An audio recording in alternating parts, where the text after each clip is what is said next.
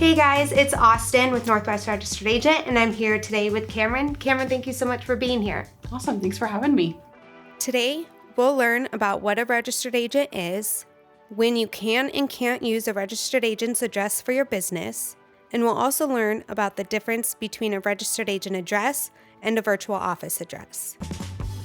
So I heard businesses need a registered agent. What exactly is that?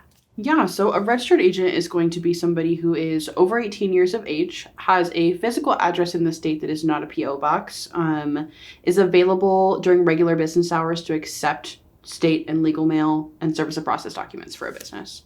Okay, so couldn't a business technically do this themselves then? Not exactly. So a business can't be its own registered agent. Okay. However, an individual from the business could be.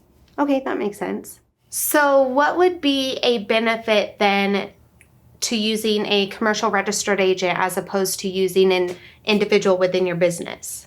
Yeah, so a huge benefit of hiring a commercial registered agent is privacy. So for example, you are a cupcake store owner, right? You have a bunch of customers in your facility and you're doing great business, and in walks a process server.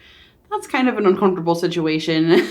So basically what a commercial registered agent does is allows that process server to come to our office instead of directly to your place of business. Yeah, that would be a really uncomfortable situation. I wouldn't want to be on the other side of the counter. So if somebody does go down that route then and uses a commercial registered agent, where else can that address be used? Yeah, so the Secretary of State primarily is going to be where that address is listed for that state legal mail and service of process document receipt, but every registered agent is going to have different requirements, so it's good to check with them just to make sure you're staying compliant with what they want.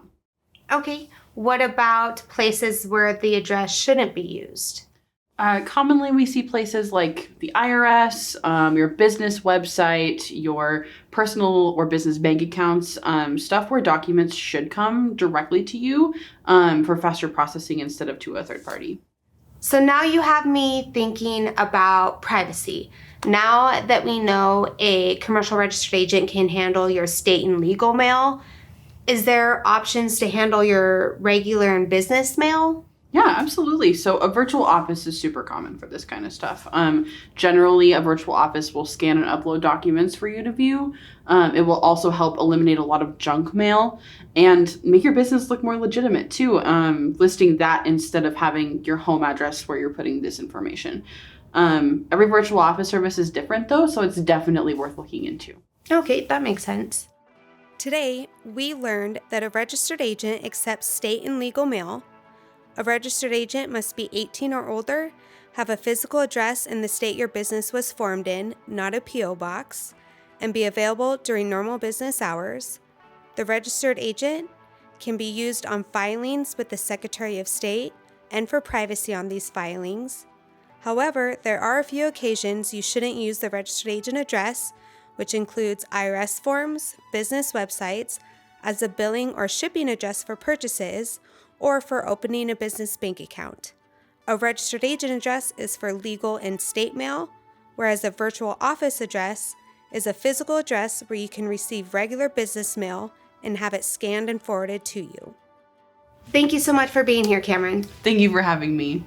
If you have any questions, leave them in the comments. Help your customers and we'll handle your mail.